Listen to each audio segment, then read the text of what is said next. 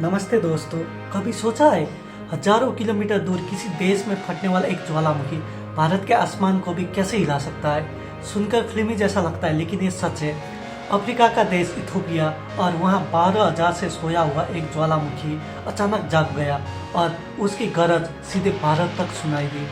23 November the day everything change. Afar region में एक sealed volcano जो 1000 साल से शांत था अचानक एक मासिव इरप्शन करता है।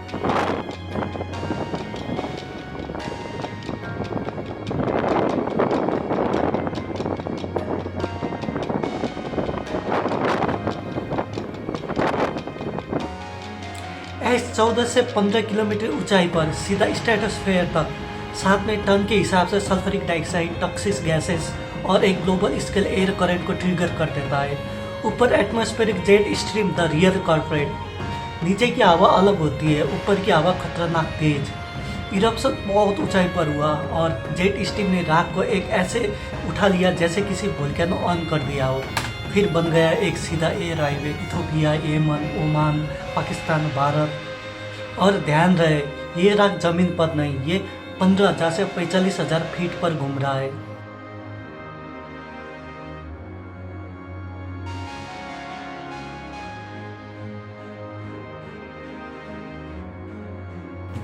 यानी हवाई जहाज के एटीट्यूड पर India aviation sector directly hit हुआ। वोल्केनो एज कोई धूल नहीं, ये माइक्रोस्कोपिक ग्लास, रॉक पार्टिकल्स और क्रिस्टल का मिक्सचर होता है। अगर ये इंजन पर जाए तो इंजन के अंदर मिल्ट होकर ग्लास लेयर बनता है, टर्मिनल को चोक कर देता है, sensor fail, cockpit window scratch, visibility down. चंद सेकेंड में इंजन को फेल तक हो सकता है। इसलिए डीजीसीए ने नेशनल वाइड एडवाइजरी जारी की।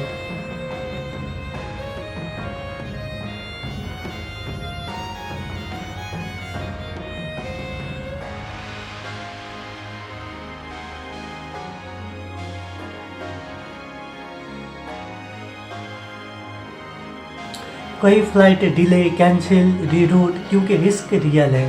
क्या दिल्ली का पोल्यूशन बढ़ेगा? सीधा जवाब नहीं, कम से कम अभी तो नहीं, क्योंकि ये वोल्केनो एज है और बहुत ऊंचाई पर है।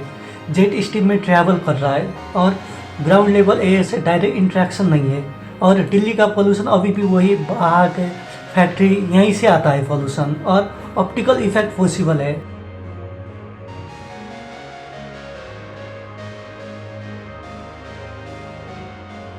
हल्का रेडिस, सन से ज़्यादा डायनेमिक हल्का एज, पर यह हेल्थ लेवल इम्पैक्ट पोल्यूशन नहीं है।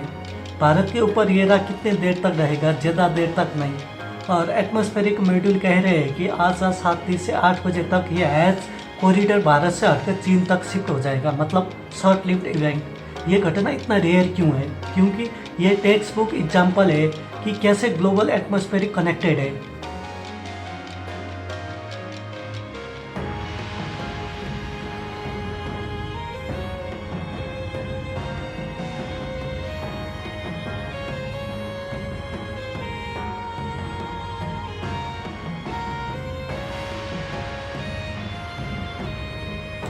अफ्रीका में फटा हुआ वोल्केनो आखिर हजारों किलोमीटर दूर भारत के प्लेन प्रभावित कैसे हुआ? ये सिर्फ एक साइंस नहीं है, एक रिमाइंडर है। इन्वायरमेंटल हजार्ड को भी बॉर्डर नहीं मानते। आखिर 12,000 साल बाद क्यों फटा? पूरा इलाका है एफर्ट ट्रिपल जंक्शन के, और यहाँ 3 टेक्टोनिक प्लेट एक दूसरे से जुड़े हुए, अरेबियन, अफ्रीकन और सोमालियन प्लेट।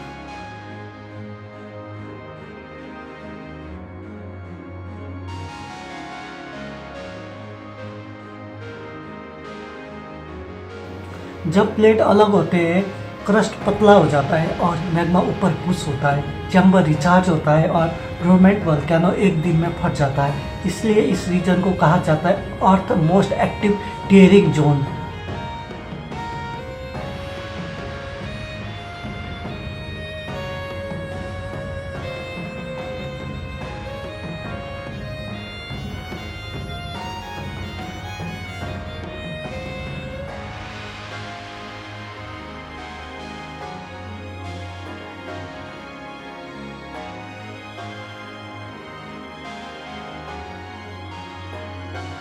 वोल्केनो इरप्शन कितना एक्सप्लोसिव होता है, ये सबसे ज़्यादा किस पर डिपेंड करता है? टेम्परेचर, गैस प्रेशर और प्लेट मूवमेंट नहीं, सही जवाब है मैग्मा का विस्कोसिटी पर। और विस्कोसिटी ज़्यादा गैस स्केप नहीं कर पाता और प्रेशरेबल होता है और ब्लास्ट ज़्यादा शक्तिशाली होता है। यानी वोल्केनो के एक्सप्लोसिवनेस का असली राज मैग्मा कितना थिक है